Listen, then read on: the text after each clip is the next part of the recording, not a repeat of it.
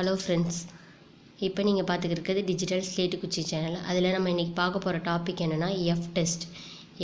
F டெஸ்ட்டை பொறுத்தவரையில் இதுலேயும் ப்ரொசீஜர் தான் மெயின். நம்ம இது வரைக்கும் டி டெஸ்ட்டோட டைப்ஸு, அதோட டிஃப்ரென்ஸு என்ன எல்லாமே பார்த்துருக்கோம். இப்போ வந்து எஃப் டெஸ்ட்டுக்கும் டி டெஸ்ட்டுக்கும் உள்ள ஒரு சின்ன டிஃப்ரென்ஸ் என்னென்னா, அதில் உள்ள பாப்புலேஷன் மீன்ஸ் அப்படின்னு சொல்லி வரும். இதில் வந்து பாப்புலேஷன் வேரியன்சஸ்ன்னு சொல்லி வரும். அவ்வளோதான். இதில் வந்து சிம்பிள் டிஃப்ரென்ஸ் தான் எஃப் டெஸ்ட்டுக்கும் டி டெஸ்ட்டுக்கும். சரியா?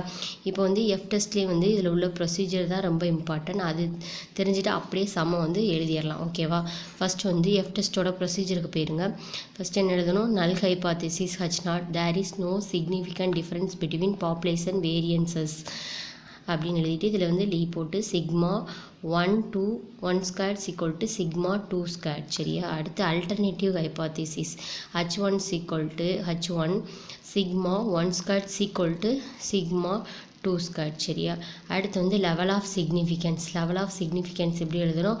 Alpha equal to 0.05. ஓகேவா? அடுத்து வந்து டெஸ்ட் ஸ்டாட்டிஸ்டிக்ஸ். அது வந்து under H0 the test statistics is given by. இதில் வந்து ஒரு 2 ஃபார்முலா கொடுத்துருக்காங்க. இதை வந்து ஞாபகம் வச்சுக்கோங்க.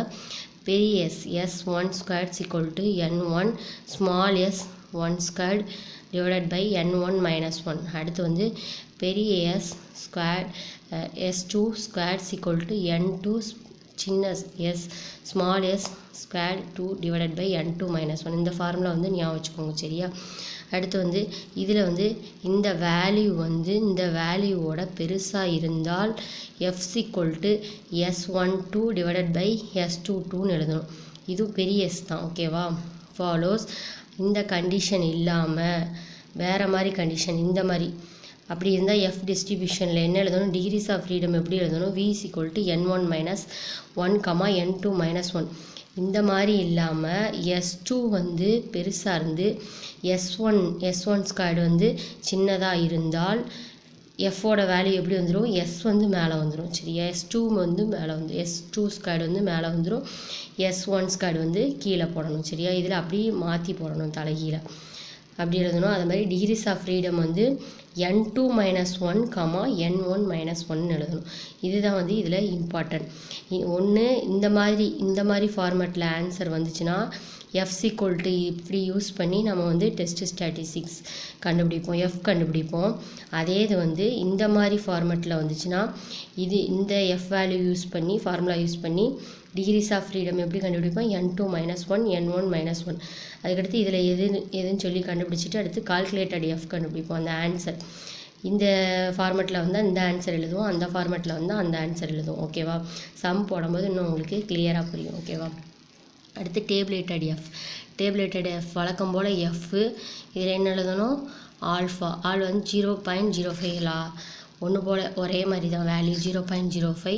அதுக்கடுத்து இதில் என்ன எழுதணும்? V டிகிரிஸ் ஆஃப் ஃப்ரீடம்னா என்னது? V. சரியா?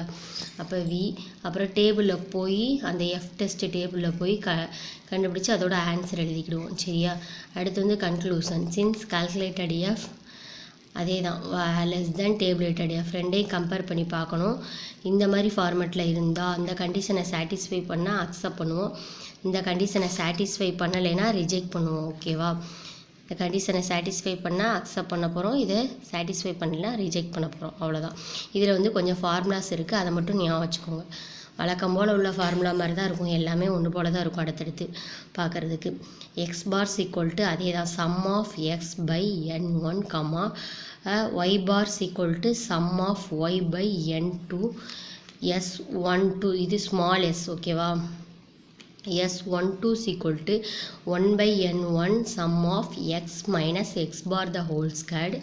அதுக்கடுத்து S2 square equal to 1 by N2 sum of y minus y bar the whole square. இது வந்து ஸ்மால் s. ஓகேவா? இங்கே நான் போட்டிருக்கிறது வந்து லார்ஜ் s, பெரிய s. சரியா? இது வந்து ஸ்மால் s கண்டுபிடிக்கிறதுக்கு வந்து இந்த ஃபார்முலா. ஓகேவா? பெரிய s கண்டுபிடிக்கிறதுக்கு வந்து இந்த ஃபார்முலா. இதை மட்டும் நம்ம ஞாபகம் வச்சுக்கிட்டா சம் ஈஸியாக போட்டுடலாம். அந்த procedure null hypothesis, alternative hypothesis, level of significance, test statistics, அப்புறம் வந்துட்டு இதில் டெஸ்ட் ஸ்டாட்டிஸ்டிக்ஸில் இந்த கண்டிஷன் சாட்டிஸ்ஃபை பண்ணால் டிகிரிஸ் ஆஃப் ஃப்ரீடம் இதை எழுதணும்.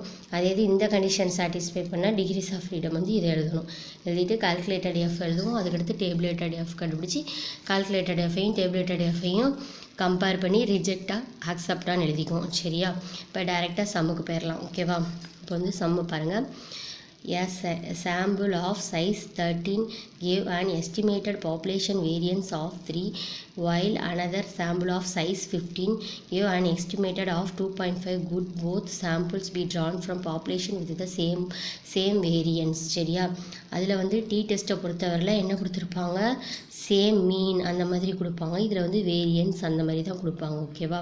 அதுதான் இதுக்குள்ளே டிஃபரன்ஸ். இப்போ பாருங்கள், N1 என்ன கொடுத்துருக்காங்க உங்களுக்கு? ஃபஸ்ட் எடுத்தோன்னா இதிலேருந்து எடுத்து எழுதிருங்க. N1 என்ன கொடுத்துருக்காங்க? Sample of size 13, sample of size 15. அப்போ N1 வந்து 13, N2 வந்து 15. சரியா? N1 13, N2 15. அதுக்கடுத்து என்ன கொடுத்துருக்காங்க? Population variance. அதுக்கடுத்து வந்து எஸ்டிமேட்டட். அதுக்கடுத்து வந்து ஒரு 2.5 கொடுத்துருக்காங்க. இங்கே உள்ள பாப்புலேஷன் வேரியன்ஸ் வந்து 3. அது வந்து S1 ஸ்கொயர் = 3. அதுக்கடுத்து இதில் உள்ள பாப்புலேஷன் வேரியன்ஸ் வந்து S2 ஸ்கொயர் = 2.5. இதில் மெயினானது என்னென்னா, டி டெஸ்ட்டில் பொறுத்தவரையில் நம்ம சம்லேருந்து எழுதும்போது S1 = எழுதுவோம் கொடுத்துருக்குது. ஆனால் இங்கே எஃப் டெஸ்ட்டை பொறுத்தவரையில் என்ன எழுதுகிறோம்? S1 ஸ்கொயர்டுன்னு எழுதுகிறோம். சரியா? அந்த டி டெஸ்ட்டை பொறுத்தவரையில் நம்ம அதுக்கும் இதுக்குள்ள டிஃபரன்ஸ் இது. டி டெஸ்ட்டை பொறுத்தவரையில் நம்ம என்ன எழுதுவோம்? இங்கே சம்மில் கொடுத்துருந்தாங்கன்னா அந்த வேல்யூ வந்து S1 = சொல்லி வேல்யூ எழுதுவோம். பட் ஆனால் இதில் வந்து S1 ஸ்கொயர்டுனே டைரெக்டாக எழுதிக்கிடுவோம். சரியா? 3. இதில் வந்து S2 ஸ்கொயர் = 2.5. அதான் டிஃப்ரென்ஸ். ஓகேவா? இதில் S1ன்னு எழுதுவோம், இதில் வந்து S1 ஸ்கொயர்டுனே எடுத்துக்கிடுவோம். ஓகேவா? இப்போ அவ்வளோதான், நம்மளுக்கு தேவையான வேல்யூலாம் கிடச்சிருச்சு. இனிமேல் வந்து நம்ம இந்த ஃபார்முலாலாம் யூஸ் பண்ணி அப்ளை பண்ணி அப்படியே எழுதிட வேண்டியதான். அப்படியே ப்ரொசீஜர் படி அதை பார்த்து அப்படியே எழுத போகிறீங்க. ஃபஸ்ட் எடுத்தோன்னா நல் hypothesis. H0, there is no significant difference between the population variances sigma 1 squared = sigma 2 squared. சரியா? அடுத்து வந்து அல்டர்னேட்டிவ் ஹைபாத்திசிஸ். இது வந்து நாட் ஈக்குவல் டு வரும். ஓகேவா? Alternative hypothesis. Alternative hypothesis H1 sigma 1 squared not equal to sigma 2 squared. அடுத்து level of significance alpha equal to 0.05. இது common எல்லாமே. அதுக்கடுத்து test statistics under H0 the test statistics is given by. First என்ன கண்டுபிடிக்க போகிறோம்? பெரிய S1 ஸ்கொயர்டு கண்டுபிடிக்க போகிறோம். ஏன்னா நம்மளுக்கு இங்கே ஸ்மால் எஸ் கொடுத்துட்டாங்க, அதனால் நம்ம கண்டுபிடிக்க தேவையில்லை. இப்போ இந்த ஃபார்முலா யூஸ் பண்ணி அப்படியே கண்டுபிடிக்க போகிறோம். N1 S1 square divided by N1 - 1. அதுக்கடுத்து இந்த ஃபார்முலா யூஸ் பண்ணி S2 கண்டுபிடிக்க போகிறோம். N2 S2 2 divided by N2 - 1. ஓகேவா? இப்போ என்ன எழுத போகிறோம்? அதை அப்படியே அந்த ஃபார்முலா எழுதியாச்சு. N1ஓட வேல்யூ என்னது இங்கே கொடுத்துருக்காங்க. N1 13, S12 வந்து 3, ஸ்மால் S12 வந்து 3. 13 × 3 டிவைடட் பை N1 - 1னா 13 - 1னா என்னது 12. அதை அப்படியே எழுதியாச்சு. அதுக்கடுத்து S22 எப்படி கண்டுபிடிக்கிறது? N2 S2. N2 வேல்யூ வந்து 15, S22 வந்து 2.5. இப்போ என்ன எழுதுவீங்க? 15 × 2.5 டிவைடட் பை 15 - 1னா 14. இதுக்கு ஆன்சர் வந்து 2.67. S12க்கு வந்து 3.25, S22க்கு வந்து 2.67. அப்போ வந்து இது என்ன கண்டிஷன் சாட்டிஸ்ஃபை பண்ணுது? இதுதான் பெருசாக இருக்குது. S1ஓட வேல்யூ தான் பெருசாக இருக்குது, S2ஓட வேல்யூ வந்து சின்னதாக இருக்குது. அப்போ வந்து இந்த ஃபஸ்ட்டு உள்ள கண்டிஷன் சாட்டிஸ்ஃபை பண்ணுது. அப்போ வந்து டிகிரிஸ் ஆஃப் ஃப்ரீடம் வந்து இதை தான் எழுதணும். ஓகேவா? இப்போ என்ன எழுதுவீங்க? F = சின்ஸ் இதுதான் இந்த கண்டிஷன் சாட்டிஸ்ஃபை பண்ணுறதுனால F வேல்யூ எப்படி கண்டுபிடிக்கணும்? S1 square divided by S2 ஸ்கொயர்னு போட்டு 3.25 டிவைடட் பை 2.67 எழுதிட்டு கால்குலேட்டட் F வந்து இதை ரெண்டையும் டிவைட் பண்ணால் 1.22 வருது ஆன்சர். இப்போ டிகிரிஸ் ஆஃப் ஃப்ரீடம் எப்படி கண்டுபிடிக்கணும்? N1 - 1 இங்கே கொடுத்துருக்கல, இந்த கண்டிஷன் சாட்டிஸ்ஃபை பண்ணனால N1 - 1 N2 - அதாவது இந்த கண்டிஷன் சாட்டிஸ்ஃபை பண்ணியிருந்தால் ஃபஸ்ட்டு N2 - 1 N1 - 1 எழுதியிருக்கணும். இப்போ இதுங்கிறனால இப்போ இதை எழுதிக்கிறோம். ஓகேவா? N1 - 1, N2 - 1. இப்போ 12 14 வருது. N1 - 1னா இந்த இருக்குது n1 மைனஸ் ஒன்னா 12, n2 மைனஸ் ஒன்னா 14. அப்போ 12, 14 வருது. அதுக்கடுத்து வந்து டேபிளேட்டட் எஃப் கண்டுபிடிக்கணும். டேபிளேட்டட் எஃப் எப்படி கண்டுபிடிக்கணும்னா எஃப் ஈக்குவல் டு இதில் எப்படி வரும் தெரியுமா, எஃப் ஆல்பா வி. சரியா, இதான் வந்து டேபிளேட்டட் எஃப். இப்போ வந்து ஆல்பாவோட வேல்யூ வந்து காமனானது எஃப் 0.05, வியோட வேல்யூ என்னது இந்த கொடுத்துருக்காங்க 12 and 14. இதை வந்து உங்களுக்கு வீட்டில் வச்சு செஞ்சு பார்க்குறீங்கன்னா புக் பேக் பின்னாடி எடுத்து பாருங்கள். இதே இது எக்ஸாமில் எழுதுறீங்கன்னா எஃப் டெஸ்ட்டுன்னு சொல்லி எஃப் டெஸ்ட்டுக்குள்ளே டேபிள்னு கேட்டு வாங்கிக்கோங்க. சரியா, புக் பேக் பின்னாடி பாருங்கள், அதிலே கொடுத்துருப்பாங்க F table for 5% LOS, F table for 1% லாஸ்ன்னு கொடுத்துருக்காங்க. சம்மில் வந்து உங்களுக்கு எதுவுமே மென்ஷன் பண்ணல. இப்போ வந்து 5%, 1% எதுவுமே மென்ஷன் பண்ணலைன்னா நீங்கள் வந்து காமனாக எதில் பார்க்கணுன்னா 5%ல் தான் பார்க்கணும். ஓகேவா, 5% லாஸ்ட் டேபிளில் தான் பார்க்கணும். ஒரு வேளை உங்களுக்கு வந்து 1%ன்னு மென்ஷன் பண்ணியிருந்தால் மட்டும் 1%ல் பார்க்கணும், இல்லை மற்றபடி 5%ல் தான் நீங்கள் வந்து காமனாக பார்க்கணும். ஓகேவா, இப்போ உங்களுக்கு எதுவுமே மென்ஷன் பண்ணல, அப்போ என்ன செய்யணும், 5% லாஸ்ட்டில் போய் பார்க்க போகிறீங்க. அப்போ இந்த டேபிளில் பார்க்கணும் 5% LOS, F table for 5% LOS. இதில் என்ன கொடுத்துருக்காங்க, இதான் V1, இது V2. ஓகேவா, V1 வந்து 12, V2 வந்து 14. அப்போ V1 வந்து 12 தான் இருக்குது 12, V2 வந்து 14, 14க்கு நேராக இங்கே 12 இந்த இருக்குது.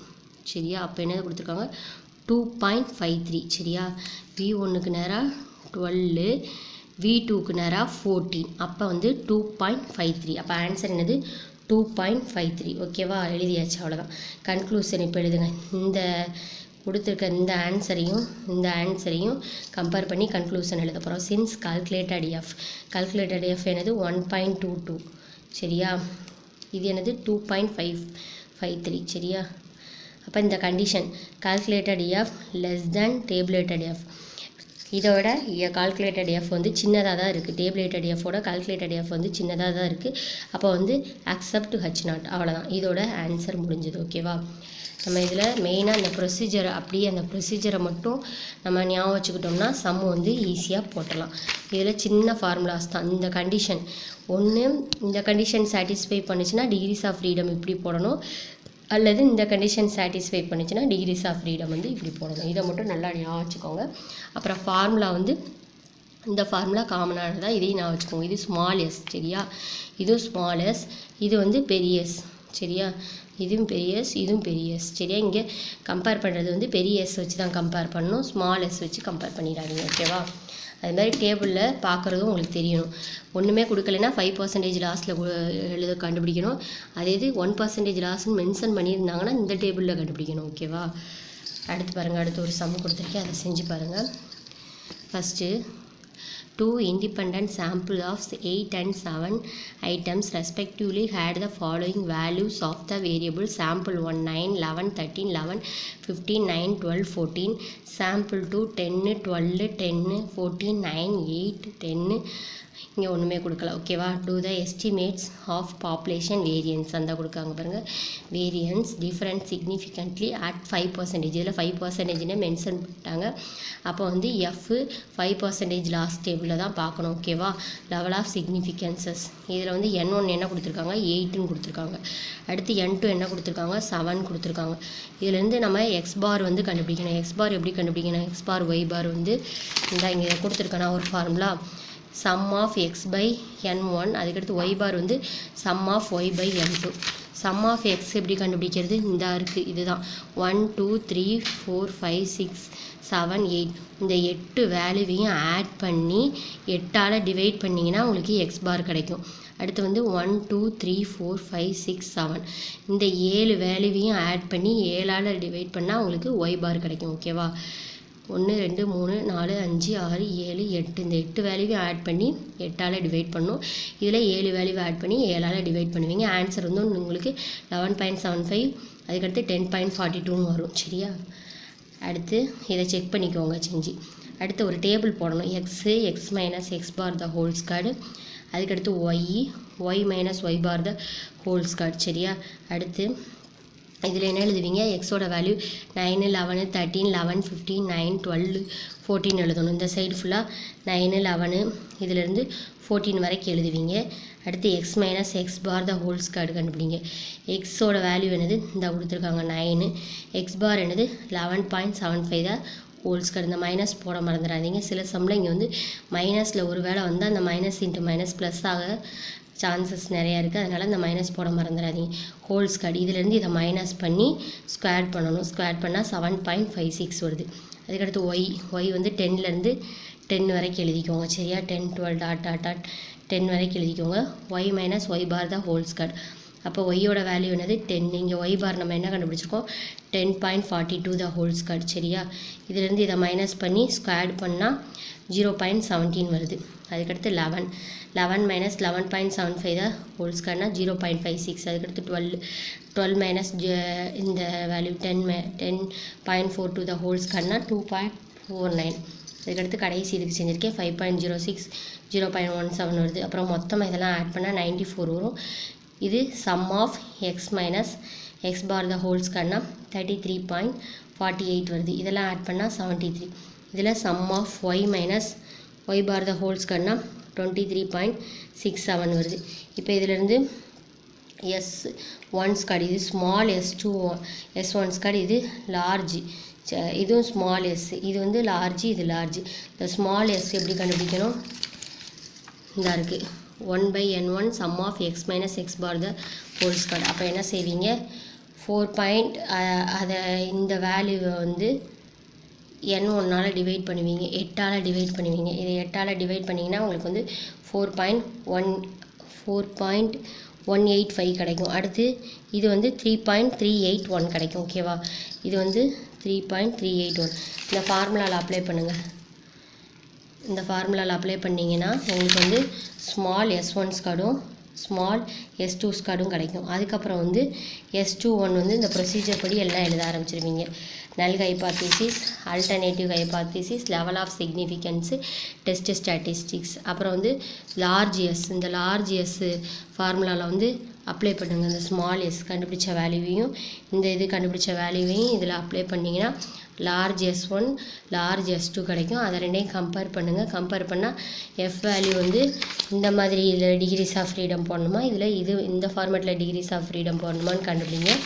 கண்டுபிடிச்சிட்டு அதை எழுதுங்க. எழுதிட்டு அதுக்கடுத்து என்ன எழுத போகிறீங்க டேபிளேட்டட் எஃப். டேபிளேட்டட் எஃப் வந்து நான் உங்களுக்கு சொல்லிடுறேன். எஃப் ஈக்குவல் டு 0.05% தான் பார்க்க போகிறோம். அப்போ எஃப் ஈக்குவல் டு 0.05. அதுக்கடுத்து வந்து இது 7,6 வரும் டிகிரிஸ் ஆஃப் ஃப்ரீடம். சரியா V1ஓட வேல்யூ வந்து உங்களுக்கு 7 வரும், V2ஓட வேல்யூ வந்து 6 வரும். டேபிளில் பார்த்தீங்கன்னா வந்து 4.21 வரும். சரியா உங்களுக்கு டேபிளோட ஆன்சரை நான் சொல்லிட்டேன். அதுக்கடுத்து வந்து conclusion since calculated F less than tabulated எஃப்பாக இருந்தால் அக்செப்ட் பண்ணுங்கள், கிரேட்டராக இருந்தால் ரிஜெக்ட் பண்ணுங்கள். சரியா அந்த டேபிள் மட்டும் எப்படி கண்டுபிடிக்கிறதுன்னு பார்த்து கண்டுபிடிச்சிக்கோங்க. ஓகேவா அவ்வளோதான். இவ்வளோதான் ஈஸியாக சம் போடுறது. இதில் வந்து நம்ம மறக்காமல் ஞாபகம் வச்சுக்கிறது null hypothesis, alternative hypothesis, level of significance, test statistics. இதை மட்டும் மறந்துடாதீங்க. இது லார்ஜ் எஸ். சரியா கம்பேர் பண்ணும்போது லார்ஜ் S1 ஸ்கொயரையும் லார்ஜ் S2 ஸ்கொயரையும் கம்பேர் பண்ணணும். ஸ்மால் S1 ஸ்மால் S2வை கம்பேர் பண்ணிடாதீங்க. இதில் எழுதுவோம் ஸ்மால் S1 ஸ்கொயரு ஸ்மால் S2வை. அதுக்கடுத்து எஃப் டெஸ்ட்டுக்கும் டி டெஸ்ட்டுக்கும் உள்ள சின்ன டிஃப்ரென்ஸ் இதுதான். இதில் வந்து சம்லேருந்து எடுத்து எழுதும்போது அப்படியே எழுதிடுவோம் S1 ஸ்கொயர்னு எழுதிடுவோம். பட் ஆனால் டி டெஸ்ட்டில் வந்து S1 equal to S2 equal டுன்னு தான் சொல்லி எழுதுவோம். அதே மாதிரி டி டெஸ்ட்டை பொறுத்தவரையில் மீன் எழுதுவோம், பாப்புலேஷன் மீன்ஸ்னு எழுதுவோம். இதில் வந்து பாப்புலேஷன் வேரியன்ஸ்னு வரும். சரியா பாப்புலேஷன் வேரியன்ஸ் வரும், அதில் வந்து பாப்புலேஷன் மீன் வரும். அவ்வளோதான். இந்த 2 டிஃப்ரென்ஸ் தான் மெயினாக இருக்கும். மற்றபடி எல்லாமே கிட்டத்தட்ட கொஞ்சம் சேமாக தான் இருக்கும். ஓகேவா இந்த 2 கண்டிஷன் மட்டும் பார்த்து எழுதிக்கோங்க. அடுத்து நெக்ஸ்ட்டு டாப்பிக்கோட நெக்ஸ்ட்டு வீடியோவில் மீட் பண்ணலாம். தேங்க்ஸ் ஃபார் வாட்சிங்.